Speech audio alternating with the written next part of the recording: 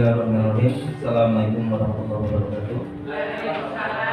Yang kami hormati Bapak Kepala SMP 8 atau Bapak Muhammad SMP, Bapak Ibu Dewan yang berbahagia, puji alhamdulillah dan berkat Allah Subhanahu wa taala pada hari ini kita bisa mengundang dari sekolah untuk melaksanakan kegiatan penindasan budaya positif terhadap sekolah SMP 8 yang mulai dikatakan bisa memberikan hal-hal yang positif berdampak pada dalam pembelajaran yang bisa memberi semangat anak untuk lebih aktif dalam belajar. Untuk itu, pada kesempatan ini kita buka bersama dengan Bismillahirrahmanirrahim. Sebelum narasumber menyampaikan presentasi di paparan materinya, mari kita dengarkan sambutan dari Kepala SMP depan yang berhormat Bapak Muhammad Sadiq. Silakan. Assalamualaikum warahmatullahi wabarakatuh. Waalaikumsalam warahmatullahi wabarakatuh. Alhamdulillah.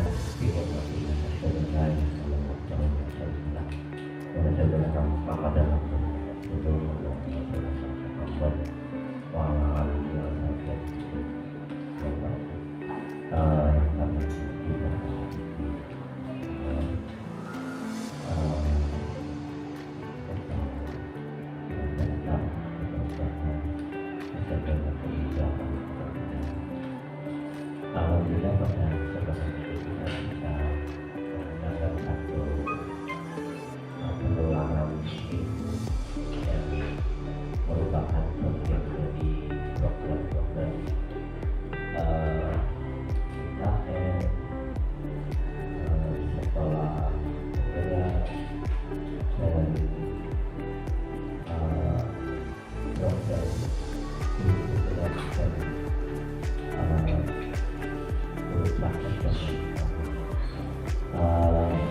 untuk memperlakukan satu kegiatan dari pusat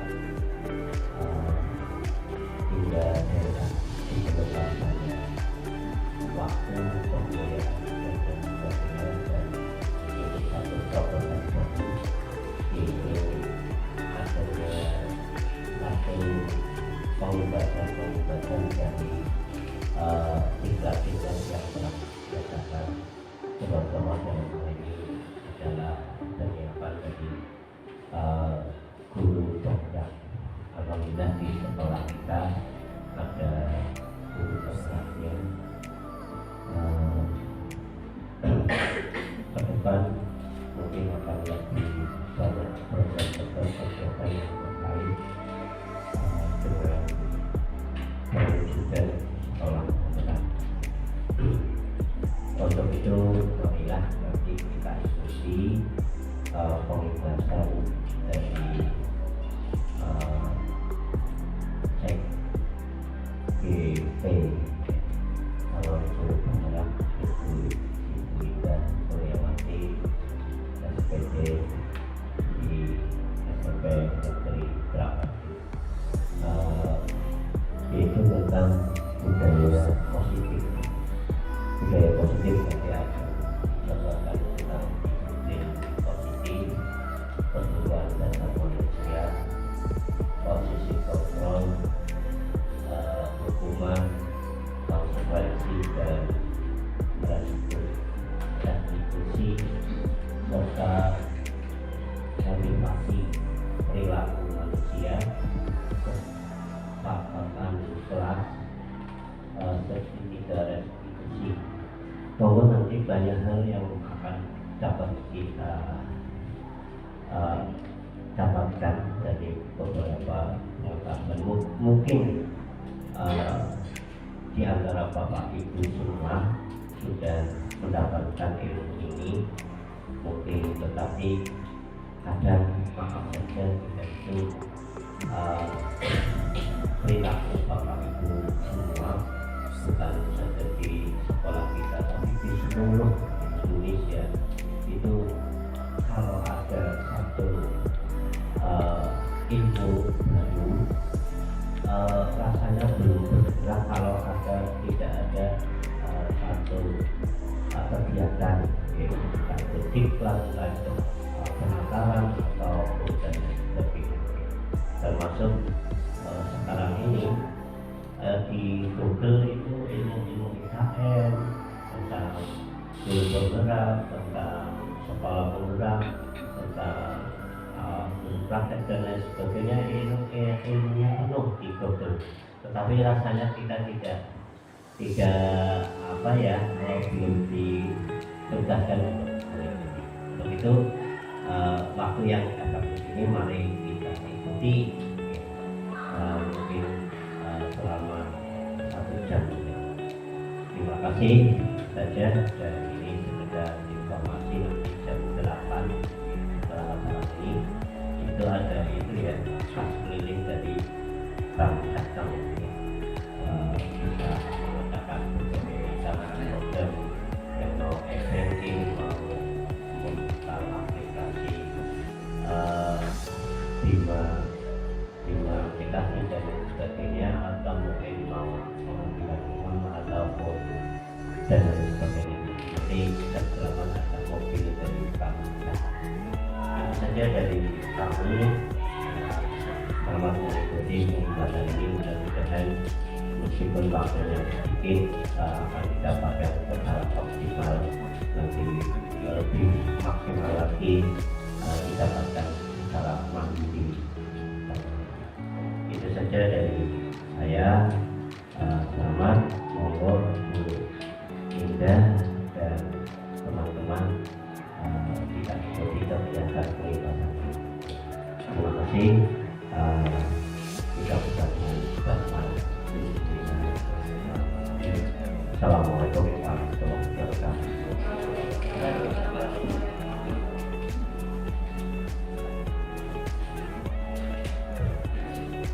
Terima kasih. Dan bersama dengan Bapak Kapolres yang telah membuka acara resmi kegiatan pembahasan kegiatan ini. Baiklah, pada yang hormati, ikhlasnya kita dengarkan pemaparan materi tentang produksi yang akan disampaikan oleh Ibu Indah Purwati SPDI MPDI. Kami persilakan. Monggo Ibu Indah.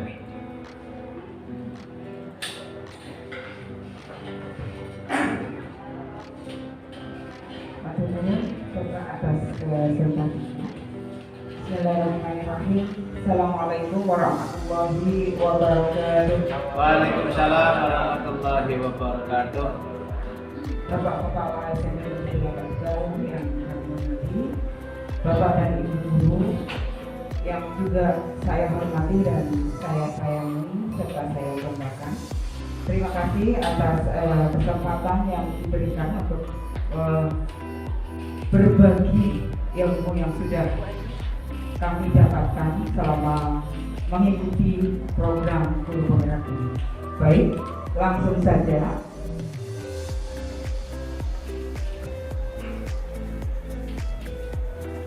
Dalam sesi ini yang akan kita bahas adalah tentang budaya positif. Budaya positif itu budaya apa sih? Pada dasarnya semua yang dibutuhkan anak dalam pendidikan, itulah yang menjadi tujuan utama dalam pendidikan. Sehingga tujuan budaya positif adalah apa? Untuk memberikan lingkungan yang terbaik bagi anak untuk menumbuh kembangkan potensi yang ada di dirinya sesuai dengan kodrat alam maupun kodrat zaman. Nah, yang akan kami paparkan terkait dengan 7 pembahasan ini. Yang pertama adalah tentang disiplin positif itu sendiri agar kita nanti mendapatkan penyamaan persepsi. Yang kedua adalah tentang perbedaan antara hukuman, konsekuensi, dan restitusi. Kemudian yang ketiga adalah teori tentang 5 kebutuhan dasar manusia. Yang keempat, 3 motivasi perilaku manusia. Kenapa kok ini kita pelajari? Karena ini nanti yang akan mendasari sikap-sikap kita dalam apa? Dalam menentukan posisi kontrol guru dan juga dalam membuat kesepakatan kelas dan mempraktekkan segitiga restitusi. Baik, langsung kepada disiplin positif. Baik. Sebelum membahas tentang apa itu disiplin, mari kita mencoba untuk merubah paradigma kita. Caranya gimana? Monggo Bapak dan Ibu, kita ada kegiatan pemantiknya, yaitu cobalah buka. Sekarang boleh dengan teman sebelahnya boleh, atau sendiri aja juga nggak apa-apa. Mengimajinasikan apa? Mengimajinasikan satu tangan di kepala. Nah, bayangkan bahwa Anda, Bapak dan Ibu itu menyimpan sesuatu yang sangat berharga di sini. Dan sesuatu itu harus Bapak dan Ibu jaga agar apa? Agar tidak bisa diambil oleh orang lain, karena begitu pentingnya. Begitu pentingnya apa? Begitu pentingnya apa yang Bapak dan Ibu jaga dalam kepala ini. Kalau misalnya dengan teman, bisa temannya membujuk, misalnya saya praktek dengan Bu Puji misalnya. Bu Puji coba di dalam sini, Bu Puji anggap ini sesuatu yang sangat berharga ya Bu. Bu, buka ya, saya minta boleh? Boleh dong. Kenapa? Kan Bu Guru pengen tahu di dalamnya ada apa. Ya, buka ya. Boleh? Boleh. Nah, jadi seperti ini posisi kontrolnya itu di mana? Apakah saya bisa memaksa Bu Puji untuk membuka? Kalau itu sesuatu yang sangat penting yang mau diambil oleh orang lain, pasti akan kita jaga sangat kuat. Ya, kadang mungkin bujukan kita bisa berhasil, tapi kadang tidak. Ini menunjukkan apa Bapak dan Ibu? Menunjukkan bahwa posisi kontrol itu ada pada diri Bapak dan Ibu. Yang menentukan membuka dan tidak itu bukan orang lain, tapi Bapak dan Ibu sendiri. Di sini kita mencoba untuk membuka paradigma bahwa apa? Posisi kontrol itu ada di diri kita, bukan pada orang lain. Bisa dipahami ya Bapak dan Ibu? Bisa? Oke, baik. Selanjutnya, apa sih disiplin? Monggo. Mungkin ada yang ingin menyampaikan 1-2 kata saja, nama kata lain dari disiplin menurut Bapak dan Ibu. Monggo. Wismi, disiplin apa Wismi? Sesuai dengan semestinya. Baik, yang lain? Taat pada peraturan. Sesuai dengan tingkah laku. Ada lagi? Tepat waktu. Boleh. Nah, sekarang kita samakan persepsinya Bapak dan Ibu. Ketika kita mendengar kata disiplin, yang terlintas pasti akan menghubungkan kata disiplin dengan seperti yang sudah Bapak dan Ibu sampaikan tadi. Ada tata tertib, ada teratur, ada patuh. Intinya seperti itu. Nah, disiplin juga sering dihubungkan dengan hukuman. Dalam budaya kita, makna disiplin dimaknai sebagai sesuatu yang dilakukan seseorang pada orang lain untuk mendapatkan kepatuhan. Ini buatan Bapak dan Ibu. Jadi, kalau misalnya sesuatu yang tidak baik dianggap, oh orang disiplin, membuka begini orang sesuai aturan, masuknya tidak pada jamnya. Nah, ini adalah apa? Ini yang sering, yang sudah ada di mindset kita. Jadi kita akhirnya menyamakan kata disiplin dengan apa? Dengan itu Bapak dan Ibu, ketidaknyamanan. Jadi sih jenis disiplin itu buat orang tidak nyaman kalau seperti itu tadi. Nah, sekarang lanjut. Sedangkan disiplin positif itu apa sih? Disiplin positif itu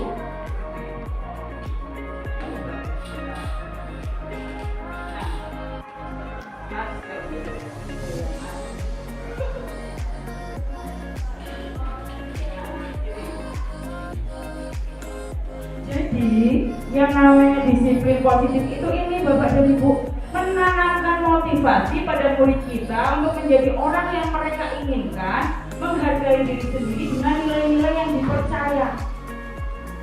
Sehingga ketika sudah memiliki motivasi tersebut, tidak butuh tuh yang namanya apa?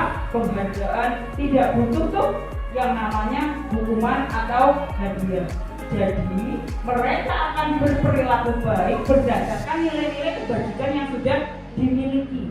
Memang ini tujuannya adalah jangka panjang, bukan jangka pendek. Langsung saja. Apa perbedaan antara hukuman, konsekuensi, dan restitusi? Kalau hukuman itu tidak terencana atau tiba-tiba, ya, bersifat satu arah dari bapak dan ibu guru kepada siswa, kemudian tidak melalui suatu kesepakatan. Jadi tiba-tiba anak berbuat salah, ya wis langsung dihukum tanpa ada peraturan sebelumnya, langsung dihukum pada saat itu namanya hukuman. Terus yang konsekuensi itu apa? Konsekuensi itu yang sudah direncanakan. Jadi anak tahu kalau berbuat seperti ini, melakukan pelanggaran seperti ini, nanti akan mendapatkan konsekuensi seperti ini. Ini beda antara hukuman dan konsekuensi. Dan yang terakhir, restitusi. Jadi ini adalah proses di mana siswa atau murid bisa memperbaiki kesalahan mereka dengan apa? Dengan posisi penyadaran. Dan di sini mengajarkan murid untuk mencari solusi, membantu murid berpikir tentang orang seperti apa yang mereka inginkan dan bagaimana mereka harus memperlakukan orang lain. Ini beda antara hukuman, konsekuensi, dan restitusi. Lanjut, langsung 5 kebutuhan dasar. Jadi bapak dan ibu, ketika bapak dan ibu kok melihat anak melanggar atau melakukan perbuatan yang bertentangan dengan nilai kebaikan, melanggar peraturan, ini karena mereka gagal memenuhi kebutuhan dasar mereka. Contoh yang pertama, kebutuhan bertahan hidup. Kebutuhan bertahan hidup apa sih? Rasa lapar, rasa ngantuk. Jadi ketika anak keluar kelas pada jam pelajaran kok ke kantin makan, bapak dan ibu perlu menyadari bahwa apa? Anak ini sedang memenuhi kebutuhan hidupnya untuk bertahan hidup. Jadi motif dia melakukan pelanggaran keluar dari kelas untuk beli makanan itu karena bertahan hidup. Kita harus memahami itu dulu sebelum nanti selanjutnya. Kemudian nanti ada penjelasan selanjutnya nanti. Ini agar kita tahu dulu bahwa manusia itu punya 5 kebutuhan ini dong. Nah, kalau nanti melanggar berarti apa yang harus kita lakukan nanti ada di langkah selanjutnya. Selanjutnya adalah yang kedua, kasih sayang dan rasa diterima. Jadi ini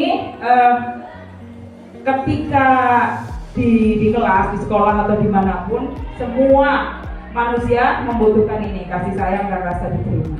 Kemudian untuk kebebasan, pada dasarnya kita tidak ingin terikat pada sesuatu yang kita tidak nyaman.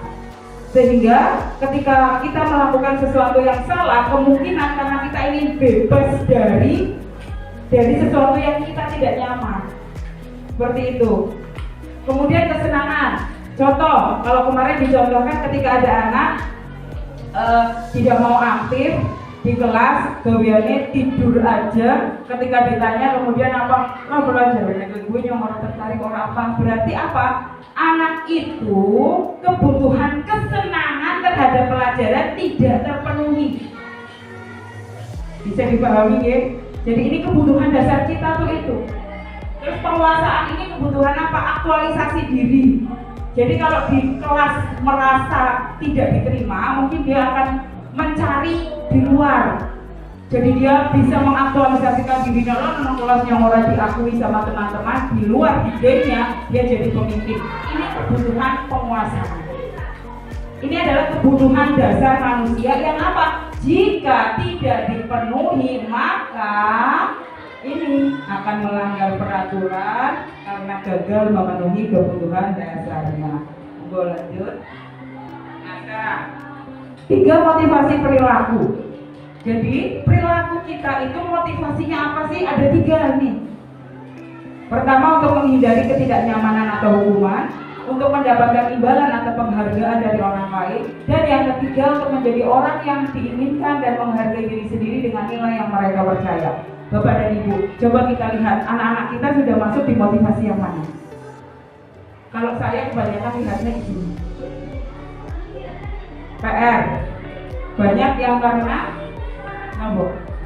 takut dihukum, karena nggak nyaman nanti kamu gimana sih kok nggak mengerjakan PR, gurunya kan berkata seperti itu. Kebanyakan anak kita masih di sini. Ini juga sudah ada mendapatkan imbalan atau penghargaan atau diakui oleh orang lain juga sudah ada. Kalau ini mungkin ada, masih ada, saya yakin juga ada, cuma belum menjadi hal yang mayoritas. Jadi ini adalah motivasi perilaku Bapak dan Ibu. Jadi ketika melihat anak, kita bisa nanti, oh berarti anak ini motivasi perilakunya tuh begini. Kita nanti bisa melihat. Sebenarnya ini kebanyakan nanti hubungannya dengan guru itu harus memahami karakteristik siswa. Nah lanjut ya. Nah ini yang menarik Bapak dan Ibu. Kita itu punya posisi kontrol loh. Posisi kontrol kita itu ada 5. Yang pertama tentang jadi penghukum, yang kedua jadi pembuat rasa bersalah, yang ketiga kita memposisikan diri sebagai teman dengan murid kita, yang keempat sebagai pemantau, dan yang kelima sebagai manajer. Kita lihat yang pertama, apakah kita termasuk ke posisi penghukum? Ini, seorang penghukum itu bisa menggunakan hukuman fisik maupun verbal, dan seorang yang posisi kontrolnya bersifat penghukum ini akan berpandangan aturan yang benar ya aturan saya, dan biasanya yang menerapkan posisi hukum ini akan berkata patuhi aturan saya atau awas kamu selalu saja salah, selalu, pasti selalu kamu yang terakhir selesai, tugasnya terakhir kumpulin misalnya. Nah guru seperti ini biasanya akan menggunakan nada suara tinggi, bahasa tubuh mata melotot, dan jari menunjuk-nunjuk dan menghardik. Hasilnya bagaimana Bu, Bapak dan Ibu, kalau kita menempatkan diri sebagai penghukum? Ini yang akan terjadi. Jadi murid itu akan defense, murid itu akan mempertahankan diri dengan apa? Menunjukkan kemarahan, bisa juga mendendam atau bersikap agresif. Ini bisa juga kalau penghukum. Lanjut ya, ini yang pertama penghukum, yang kedua pembuat rasa bersalah. Saya sering ini saya kadang-kadang kayak gini, penghukum juga kadang-kadang gak apa-apa, kita refleksi untuk apa? Untuk melakukan perubahan. Nah di sini pembuat rasa bersalah, biasanya guru akan bersuara lembut, kemudian pembuat rasa bersalah akan menggunakan keheningan yang membuat orang lain merasa tidak nyaman, bersalah atau rendah diri. Kata-kata yang keluar akan bilang misalnya, ini sangat kecewa ya. Berapa kali Bapak harus memberitahu kamu ya? Gimana coba kalau orang tua kamu berbuat salah? Kadang kalau saya kayak gini, kamu kalau kayak gitu gak eman ya sama SMP 8. Kalau kayak gitu kamu akan membawa nama jelek, SMP 8 jelek kalau perilakunya seperti itu.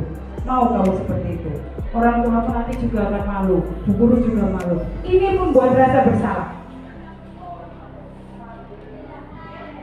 Biasanya nadanya ngomongnya ya pelan, halus, sedih ya.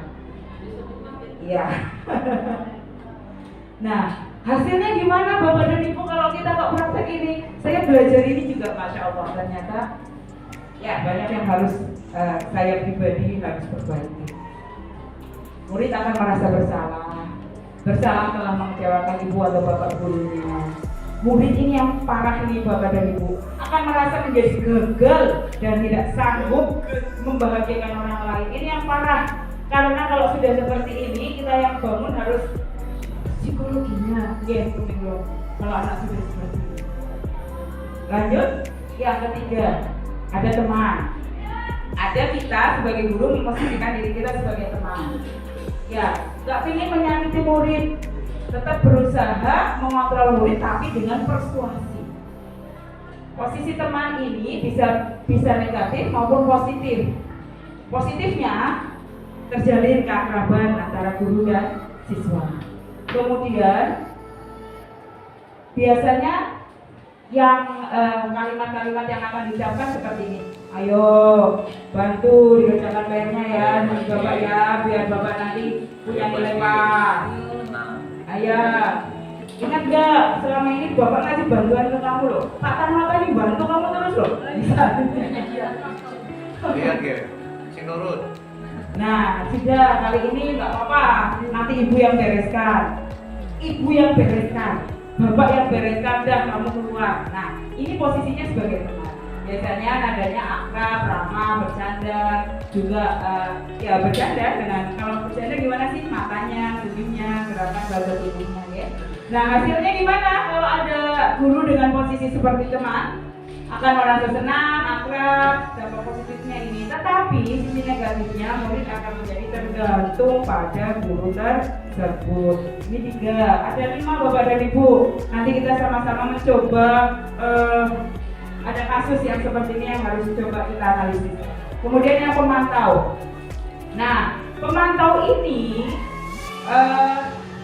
akan bekerjanya berdasarkan konsekuensi dari peraturan. Dengan menggunakan sanksi atau konsekuensi dapat memisahkan hubungan pribadi kita dengan murid. Contohnya, peraturannya apa coba? Gurunya akan bilang seperti itu. Apa yang telah kamu lakukan? Sanksi atau konsekuensinya apa kalau kamu sudah melakukan itu? Kita kemarin sudah melakukan kesepakatan, kamu melanggar, berarti konsekuensinya apa? Ini tipe pemantau. Saya juga pada kayak gini. Nah, nadanya biasanya datar, umumnya formal-formal aja. Nah, hasilnya gimana? Murid memahami konsekuensi yang dijalankan, tetapi di sini tetap dibuat tidak nyaman karena diingatkan, dituntut. Nah, yang terakhir ada satu, manajer. Nah, yang manajer ini gimana? Mempersilahkan murid mempertanggungjawabkan perilakunya, mendukung murid agar dapat menemukan solusi atas permasalahannya. Biasanya yang akan dilakukan oleh guru ini adalah akan berkata, apa yang kita yakini sih? Kamu yakinnya apa sih? Kamu melakukan seperti itu misalnya. Kemudian jika kamu meyakininya, apa kamu bersedia memperbaikinya? Maksudnya kalau ditanya, perbuatan ini salah atau benar sih? Salah Pak Guru, berarti salah ya. Kalau salah berarti harus memperbaiki. Kamu cara memperbaikinya gimana? Ini posisi manajer. Nadanya biasanya tulus, bahasa tubuhnya tidak kaku. Ada Pak Tulus, berarti Pak Tulus manajer ya Pak. Kemudian bahasa tubuhnya tidak kaku, terus mendekat kepada murid. Hasilnya apa? Kalau kita memposisikan diri sebagai manajer, murid akan tahu dia salah, dia punya masalah, tetapi murid akan bertanggung jawab untuk mencari jalan keluar permasalahannya dengan bimbingan guru. Ya, Bapak dan Ibu, itu 5 posisi kontrol. Jadi seperti apa kita di masa lalu, nggak apa-apa. Yang penting kita akan berusaha memperbaikinya di masa depan. Nah, coba Bapak dan Ibu, ini ada contoh kasus. Ibu Dani menjelaskan pelajaran bahasa Inggris di papan tulis, namun beliau memperhatikan bahwa Pak Jarnya malah tidur-tiduran tanpa acuh tak acuh pada pelajarannya. Kemudian Bu Dani bilang, Pak Jar, coba jawab pertanyaan nomor 3, maju ke depan dan kerjakan di papan tulis. Pak Jar tampak malas-malasan maju ke depan dan sampai di depan mata di depan pun hanya diam sambil pegang buku bahasa Inggrisnya. Dan memainkan spidol di tangannya. Terus Bu Dani bilang, ayo Pak Jar, makanya jangan tidur-tiduran, lain kali perhatikan. Sudah sana duduk kembali. Nah, dari kasus ini Bapak dan Ibu, kebutuhan apa coba yang harus dipenuhi Pak Jar sebenarnya? Tadi kan ada 5 kebutuhan dasar, ada bertahan hidup, ada kesenangan, ada penguasaan. Okay? Nah, ini kalau Pak Jar butuh apa ini sebenarnya dia? Di dalam kelas butuh apa ini? Dia nggak nyaman gitu. Kemungkinan dia nggak senang. Sehingga akhirnya, nah jadi kebutuhan dasarnya adalah apa? Pak Jar? Tidur. Iya, kesenangannya tidak terpenuhi Bapak. Kebutuhannya tidak terpenuhi sehingga dia seperti itu. Nah, gimana agar Pak Jar terpenuhi kesenangannya? Berarti apa yang harus dilakukan buat Pak dan Ibu guru? Membuat suasana kelas yang menyenangkan. Ini. Kemudian posisi yang terakhir di sini. Pada saat gimana kamu belajar? Kamu nggak kasihan sama ibu ya? Ibu sudah capek-capek mengajarkan kamu, tidak kasihan kamu sama ibu. Ini posisi bu gurunya sebagai apa dari 5 tadi? Ada teman, boleh terus yang lain. Ada penghukum, pembuat rasa bersalah, teman, terus pembuat rasa bersalah. Di sini ya, nggak kasihan kamu sama ibu. Jadi ini nyala kamu kalau kayak gini nanti bisa lakukan. Nah, di sini posisi kontrolnya Bu dari ini sebagai pembuat rasa juga bisa sebagai teman dengan kata-kata enggak, tapi lebih tepatnya mungkin iya pembuat rasa bersalah. Namun Ibu sampai sini berarti sudah insya Allah. Nah, sekarang lanjutnya kesepakatan kelas itu apa sih? Setelah kita mengetahui tadi berbagai macam hal-hal tadi sebagai dasar kita nanti akan melangkah, tuh kita harus membuat dulu Bapak dan Ibu kesepakatan kelas. Kenapa? Kalau dulu kita bilangnya kontrak belajar gitu. Kalau dulu ya kontrak belajar mirip dengan pembuatan kontrak belajar di kelas kita. Cuma kalau nilai kesepakatan kelas ini adalah nilai-nilai keyakinan yang universal, oke? Jadi di sini dengan membuat kesepakatan kelas maka, nah di sini bahwa peraturan itu anak-anak jadi tahu apa nilai-nilai kebajikan di balik peraturan, apa tujuan peraturan, ya. Kemudian apalagi ini. Karena kalau tidak ada seperti ini maka murid-murid hanya akan apa? Mengikuti serangkaian peraturan tanpa memahami tujuannya.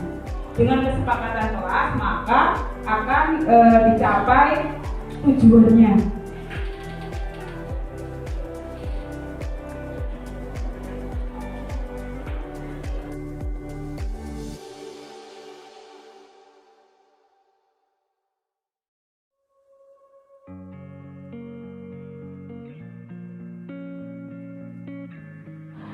Baik anak-anak, seperti yang sudah kita rencanakan kemarin, hari ini kita akan membuat kesepakatan kelas atau nilai keyakinan kelas. Dan hasil akhirnya nanti adalah apa? Hasil akhirnya adalah nilai-nilai itu harus dipatuhi oleh seluruh warga kelas.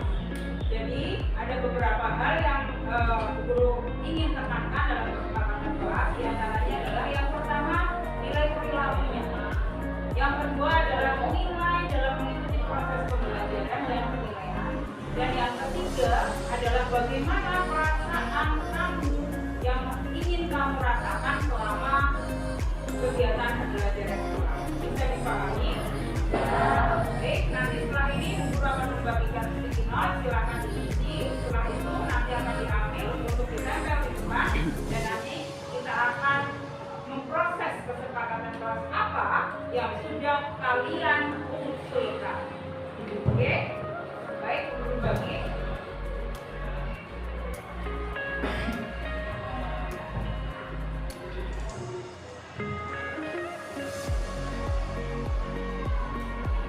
Silakan yang sudah datang bisa langsung mengisi.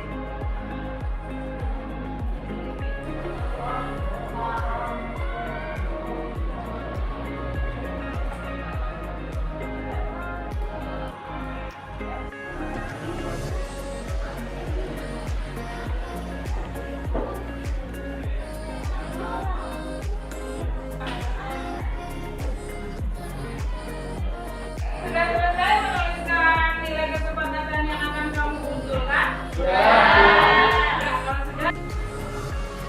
Silakan kelompok yang paling kanan, yang tempat duduknya paling kanan untuk menempelkan sticky note-nya di whiteboard. Silakan ya berdiri. Separuh itu aja ya.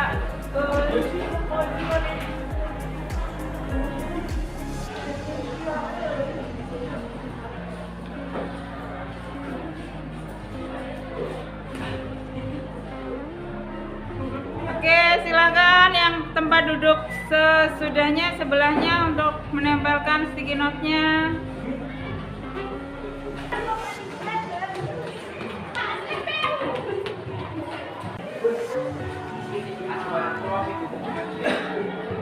Dari Salsabila umum. 1. Semangat berperilaku santun. Jika ada guru, hormati. Sebaiknya jika ada keadaan mengerjakan, tapi saya harap saya tidak terlalu banyak. Yang ketiga, semangat. Seharusnya semangat. Dari Putri Nur Farida, perilaku tidak mengganggu teman, mengembalikan para yang dipinjam, tidak berisik saat di kelas, sopan pada guru, mendengarkan guru jika sedang diperjelaskan, pembelajaran, mengerjakan tugas dengan baik, mendengarkan guru ketika menerangkan, sopan kepada guru, penilaian ketika jam pelajaran dan guru menerangkan lebih baik suasana tenang, saling kompak satu sama lain, ketika ulangan harus tenang dan semangat. Intinya kalau membuat kesepakatan kelas, langkah-langkahnya adalah Bapak dan Ibu menjaring usulan dari anak-anak. Jadi nilai-nilai kebaikan misalnya terkait dengan mungkin perilaku. Terus nanti setelah semua dijaring dari anak-anak, kita sepakati dan itu menjadi kesepakatan kelas. Bisa.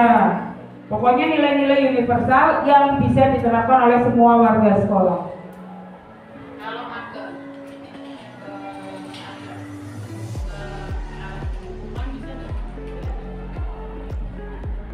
Kalau nilai universal itu, nilai umum itu pun tidak boleh dijabarkan dalam kalimat. Misalnya kan menjaga ketertiban dan kerapian. Nanti turunannya itu jadi peraturan kelas. Ya, jadi kesepakatan kelasnya menjaga ketertiban dan itu saja. Tapi kalimat itu Bu. Jadi kesepakatan kelas itu nggak boleh banyak-banyak. Jadi mungkin 5-10 kesepakatan kelas, tetapi turunannya dari menjaga ketertiban berarti piket pada waktunya, kalau nggak ada guru nggak boleh lama, ramai dan sebagainya, itu adalah turunan dari kesepakatan kelasnya. Tapi kesepakatan anak-anak nanti akan seperti itu Bu Ismi, anak-anak nanti akan mengusulkannya nggak boleh bisik seperti itu, tapi nanti kemudian kita jadikan kalimat sebagai nilai kebajikan universalnya. Dari anak-anak itu berarti ini digolongkan menjadi apa? Nah seperti itu. Monggo yang terakhir, segitiga restitusi.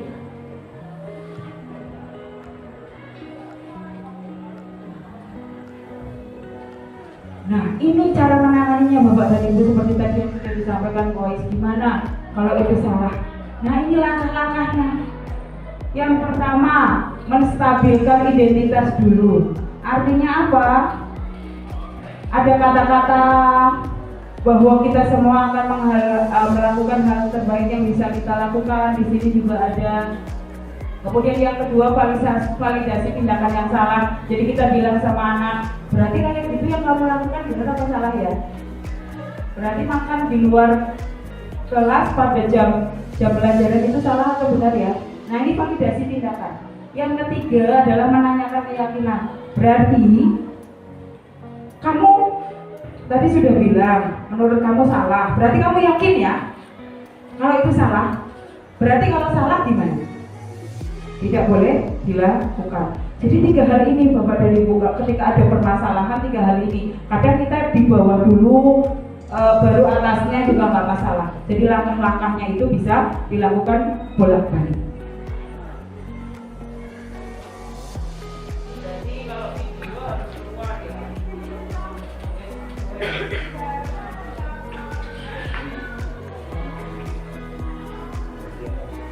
Ini saya praktek dengan kelas 9F.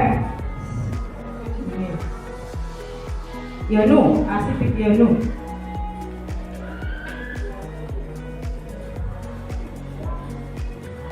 Jadi kasusnya memaki dan berbicara tidak sopan. Saya bilang di situ namanya Alfred. Waalaikumsalam. Silakan masuk. Duduk Mas, duduk di sini.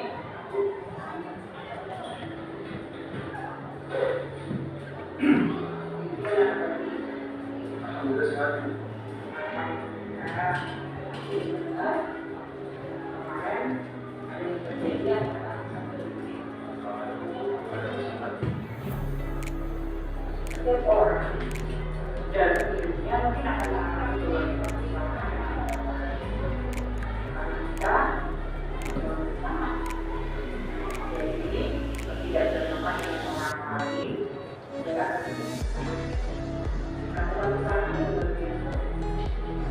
yang terpenting adalah mencari perbedaan dan permasalahan yang baik untuk yang memperbaiki kesalahan yang coba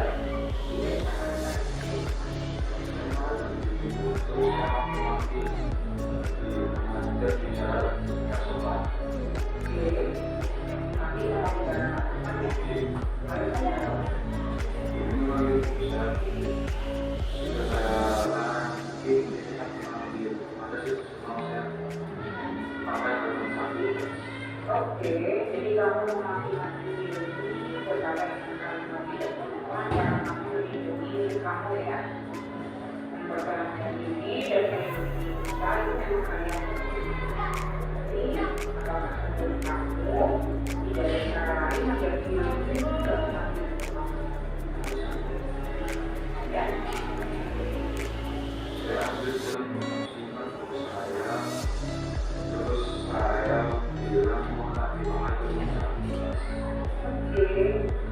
Berarti kalau bicara baik-baik dengan diri dan mengatakan alasan mengapa tidak boleh hukum, itu akan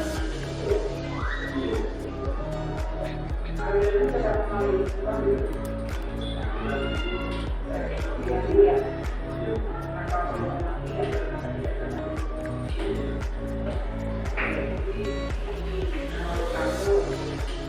bicara tidak sopan dan memaki sebaliknya.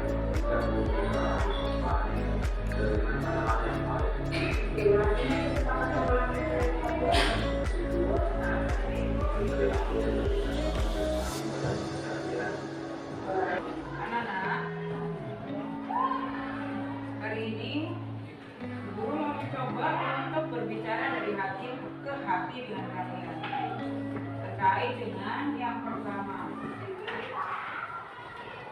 Bu Kiri ingin tanya dulu deh yang pertama. Guru dapat laporan bahwa kalian ketika pelajaran kognitif kalian berdiskusi di kelas, ada yang berteriak-teriak, ada yang keluar kelas mengganggu kelas yang lain. Apakah itu?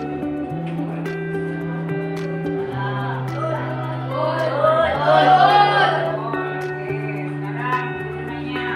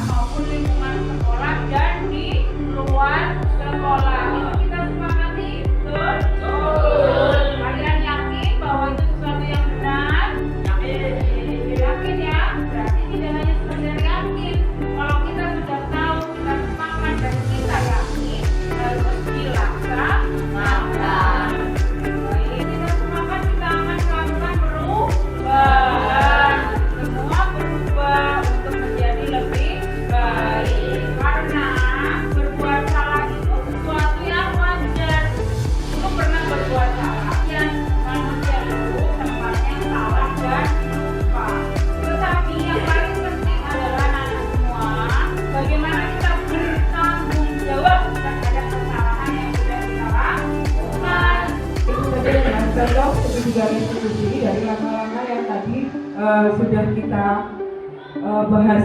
Jadi bagaimana kita mencari akar permasalahan, bagaimana anak bisa menyadarkan anak tentang keyakinan kebenaran dan harus diyakini, dan juga solusi apa yang harus dilakukan anak. Itu anak yang berpikir, kita hanya pemancing. Oke, Bapak dan Ibu. Dan kalau ini semua dilakukan kita, insya Allah di masa depan anak akan terbiasa untuk untuk melakukan kebaikan, mempertanggungjawabkan kesalahannya. Jadi mungkin kita harapkan nanti tidak ada hukuman, tidak ada penghargaan yang karena anak nanti akan sangat tergantung dengan dua hal itu. Mungkin itu Bapak dan Ibu yang bisa saya sampaikan, semoga bermanfaat dan bisa membawa kita untuk merenungi kita berubah menjadi lebih baik dan bisa mendapatkan budaya sekolah di SMP 8 yang lebih baik lagi. Terima kasih atas waktunya. Assalamualaikum warahmatullahi wabarakatuh. Waalaikumsalam warahmatullahi wabarakatuh. Baiklah, kita buka tangan dulu untuk juga teman-teman. Oke, nanti nanti pemaparan dengan tua di kita sebagai pendidik, guru, kita bisa memfokuskan diri kita yang bisa membantu mengajar anak didik untuk lebih baik, tahu yang harus dilakukan di kelas maupun lingkungan sekolahnya. Dan mungkin ada pertanyaan mungkin. Nah, mungkin kalau ada yang disampaikan, ada yang berkas atau mungkin buku penegasan dari budaya seperti ini, kami silakan.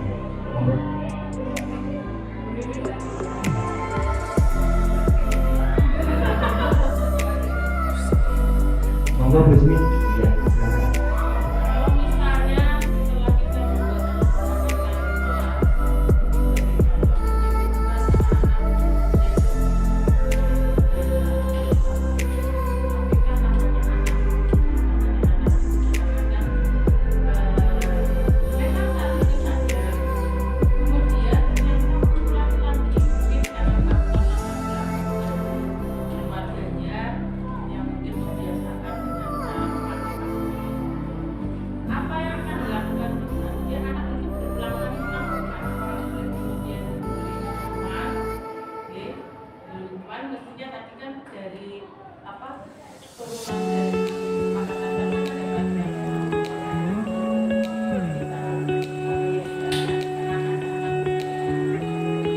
Terima kasih Bu Ismi, bagus sekali yang diberikan tentang yang berulang kali berulang lagi. Kalau diulang lagi, kemudian nanti ada dari juga yang terbaik yang perlu dilaksanakan kira-kira dari Bapak Ibu.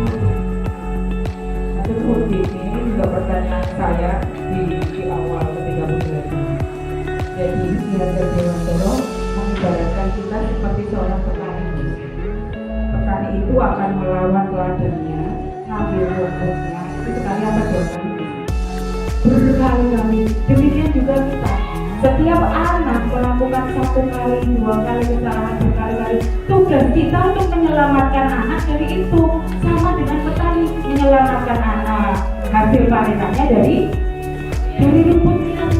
Itu juga tugas kita. Artinya kita nggak boleh bosan untuk selalu bersabar, untuk selalu memberikan yang terbaik untuk anak. Itu. Nah, lanjutnya bagaimana? Nanti bisa diambil langkah kalau tadi direstitusi karena tidak saya perpanjang. Kalau misalnya nanti diperpanjang, Wismi bisa berdiskusi dengan anak. Kalau seperti ini terus tidak baik, berarti gimana caranya? Bisa dengan misalnya proyek. Jadi nanti Wismi berkolaborasi dengan BK untuk apa? Memberikan tugas kepada anak itu untuk melakukan proyek bersikap tidak baik atau mungkin dibikinkan jurnal dan sebagainya. Jadi ada langkah antara Wismi, murid dan juga mungkin guru yang lain yang membantu, tapi dengan kesepakatan. Artinya bukan kita yang kamu berarti kudu seperti ini. Kita menawarkan kepada anak, berarti biar berubah, kamu menurut kamu apa nih? Kalau anak pasti bingung jawab, gimana kalau kamu seperti ini, agar kamu terbiasa gak maki-maki. Jadi nanti setiap kamu memaki, ditulis, hari ini aku maki siapa. Nah nanti 1 minggu, setiap hari kamu lihat, oh iya makianku ternyata banyak ke beberapa anak. Nah, jadi anak nanti akan menyadari itu. Jadi intinya Bapak dan Ibu, kita nggak boleh lelah seperti Ganjar Dewan Baru bilang, kita adalah petani yang harus menyelamatkan kehidupan tanaman kita. Kulit adalah tanaman kita yang harus kita jaga, kita selamatkan dari para kriminal. Kesepakatan itu kan dalam sebuah aturan yang disepakati anak-anak, dan itu kan mungkin punya sedikit dan nanti nggak berhubungan dengan apa yang sudah ada di sekolahan yang menyuruh atau tersebut. Nanti bisa apa kesepakatan itu yang bikin itu nanti menghilangkan status yang sudah ada di sekolahan. Artinya kita tinggal soal itu ada, nanti bisa hilangkan dalam kesepakatan itu. Jangan misal berapa kesepakatan 5 misalkan catatan pada nanti misalnya tabung kan nggak sepakati yang di dalam pada itu kita juga nggak bisa disampaikan. Tapi komisi langsung saya tanggapi ya, coba. Jadi kesepakatan kelas itu basicnya adalah nilai kebajikan yang sudah dianut di sekolah tersebut. Jadi nilai kesepakatan tidak akan bertolak belakang dengan nilai kebajikan sekolah. Intinya di situ Bapak. Jadi turunan dari atau pengambilan inti dari berbagai macam yang sudah disepakati oleh sekolah kebajikan sekolah. Jadi insya Allah enggak. Selama kita patokannya yang namanya nilai kebajikan universal adalah nilai kebajikan di mana kita berdiri, di mana kita berdiri. Seperti itu Pak Ibu. Pak Nurul. Assalamualaikum warahmatullahi wabarakatuh. Mas dulu untuk Bu Engda. Terima kasih dari pemaparan yang sangat luar biasa, dan ini layak untuk penggerak muda SMP 8. Nah, tadi yang dipaparkan itu luar biasa menurut saya. Jadi tadi ada guru macam-macam, ada guru pengguru, ada guru teman dan lain sebagainya. Ini memang SMP 8 ini siswanya sangat heterogen, kompleksitas dari latar belakangnya, orang tuanya, geografisnya dan lain sebagainya, sehingga menuntut kita itu memang luar biasa. Yang saya ingin sampaikan, apakah bisa kita sebagai guru, misalnya dalam satu pembelajaran ini kan kadang-kadang tadi anaknya heterogen sekali, maka apakah kita bisa nanti sebagai teman, sebagai pendukung, ya, atau mungkin sebagai apalah yang tadi panjenengan sampaikan. Sebab kadang-kadang yaitu kita kesulitan, kita juga manusia sebagai guru, kadang-kadang emosi dan lain sebagainya. Kadang-kadang daripada di kelas ngomongin bocah waduh kita kepatan juga kan repot ya, dan seperti kita. Nah kadang-kadang semacam itu yang saya tanyakan, intinya apakah kita dalam pembelajaran bisa sebagai penghubung sekaligus kita sebagai teman dan lain sebagainya. Prakteknya bagaimana? Terima kasih Bu Indah. Terima kasih. Ini pertanyaan dengan Profesor ya. Oke, pada intinya tipe posisi kontrol ini adalah suatu pandangan yang membagikan kita menjadi beberapa posisi tadi Pak. Jadi ini adalah seperti pandangan, seperti teori, seperti itu. Nah, bagaimana kemudian kita di lapangan? Apakah kita memilih menjadi seorang penghubung, memilih menjadi seorang pembuat rasa bersama, memilih menjadi posisi teman kepada siswa, pemantau atau manajer?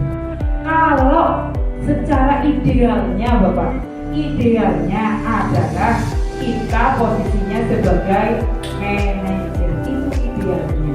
Tetapi sebagai manusia kita memang tidak sempurna, terkadang salah. Ya, yang jelas ke depannya jika kita berada pada posisi tadi, kita kembali bisa menyadarkan diri, mungkin ya Pak, kita refleksi. Jadi kita refleksi, berarti posisi yang terbaik adalah sebagai manajer. Jika saat itu saya menjadi pembuat rasa bersalah atau sebagai penghukum, ditindaklanjuti dengan apa? Mungkin dengan ada restitusi lagi dari Bapak. Misalnya kita sudah kadung menghukum agar anak tidak menjadi berdendam kepada kita, berarti kita melakukan tindakan restitusi, ngomong dipanggil, gimana, maaf ya, tadi Bapak tuh marah sama kamu kenapa? Nah, langkah segitiga restitusinya dipakai di sini. Jadi itu langkah perbaikan. Termasuk juga kalau membuat rasa bersalah ya Pak, ya dipanggil langkah segitiga. Kita manusia sama-sama, kita juga tak sempurna. Mungkin itu saja. Monggo ditutup oleh saya kembalikan kepada Bapak lagi. Terima kasih kegiatan pembahasan positif saya mungkin bisa menggunakan baik maka adalah alam mengalami dan kita bisa melakukannya. Wassalamualaikum warahmatullahi wabarakatuh. Assalamualaikum warahmatullahi wabarakatuh. Perkenalkan, nama saya Ismiati SPD. Di sini saya ingin memberikan refleksi mengenai kegiatan pengimbasan yang telah disampaikan oleh Ibu Indah Kurniawati SPDI. Pengimbasan pada saat itu yaitu mengenai budaya positif. Di sini setelah dibawakannya materi tersebut, saya menyimpulkan atau kami menyimpulkan bahwa untuk kegiatan pengimbasan ini sangat penting sekali. Bukan hanya mungkin materi budaya positif, tapi mungkin materi-materi yang lain, di mana mungkin teman-teman atau bapak ibu guru yang lainnya juga akan mendapatkan materi dari pelatihan dan lain sebagainya. Dan ini sangat penting untuk diimbaskan atau disosialisasikan kepada teman-teman. Pada saat pengimbasan ini untuk budaya positif dijelaskan bagaimana atau apa itu budaya positif itu sendiri, bagaimana membangun budaya positif di lingkungan sekolah, dan juga bagaimana Bapak Ibu guru menerapkan di dalam proses keseharian, proses belajar mengajar yang diberikan kepada anak. Sangat banyak sekali info-info yang bisa didapatkan dari kegiatan pengimbasan ini, di mana di situ digambarkan bagaimana kita membangun budaya positif pada saat kita menghadapi anak-anak, menghadapi siswa-siswi, kemudian bagaimana membangunnya, bagaimana membuat menciptakan mindset dari Bapak Ibu guru untuk selalu membangun karakter siswa yang positif, karakter siswa yang baik, dengan adanya segitiga restitusi dan lain sebagainya. Itu memang jadi membuka mata kita. Memang kita sudah berpengalaman atau sudah mengajar sekian tahun, bahkan sekian puluh tahun, tapi kadang-kadang ada unsur subjektivitas dari Bapak Ibu guru sendiri yang akan mempengaruhi. Tapi dengan kemarin diimbaskan mengenai budaya positif, di situ menambah pengetahuan, menambah pengertian kita bahwa kita sebagai guru itu ya harus memiliki pemikiran atau mindset yang positif terhadap anak-anak kita, sehingga bisa membangun generasi atau anak-anak yang lebih baik lagi. Seperti kemarin ada beberapa teman yang antusias sekali, diantaranya itu ada yang menanyakan bagaimana misalnya menghadapi anak-anak yang meskipun kita sudah menerapkan hal-hal yang positif, membangun karakter mereka, tapi mereka terus mengulangi lagi dan mengulangi lagi. Nah, di situ kita berdiskusi, Bapak Ibu guru itu berdiskusi juga dengan narasumber yaitu Bu Indah, di mana di situ disebutkan bahwa sebagai guru kita tidak boleh bosan, kita tidak boleh kapok di dalam menghadapi semua karakter dari siswa-siswi. Di antaranya disebutkan bahwa kita harus berperilaku, kalau menurut Ki Hajar Dewantara, kita berlaku seperti petani, di mana petani itu dalam menanam, kemudian menghasilkan padi, kemudian menghasilkan jelas yang kemudian bisa dikonsumsi oleh masyarakat, itu butuh perjuangan dan dilakukan berkali-kali. Contohkan bahwa pada saat menanam padi itu tidak langsung dari menanam sampai jadi itu kemudian kita langsung panen, tapi dalam perjalanannya itu pasti ada gangguan-gangguan atau mungkin hal-hal yang tidak diinginkan, banyak rumput-rumput liar, dan itu harus dicakupi, bukan hanya sekali dua kali. Demikian juga kepada anak, untuk membangun anak-anak yang berkarakter baik, yang berkarakter positif, itu dibangun harus berulang-ulang, tidak boleh bosan, tidak boleh Bapak Ibu guru itu kapok. Nah, di situ digambarkan seperti itu sehingga ada kesadaran bagi saya sendiri pun, mungkin juga bagi Bapak Ibu guru juga ada kesadaran, oh iya berarti harus dilakukan secara positif dan secara berulang-ulang kali.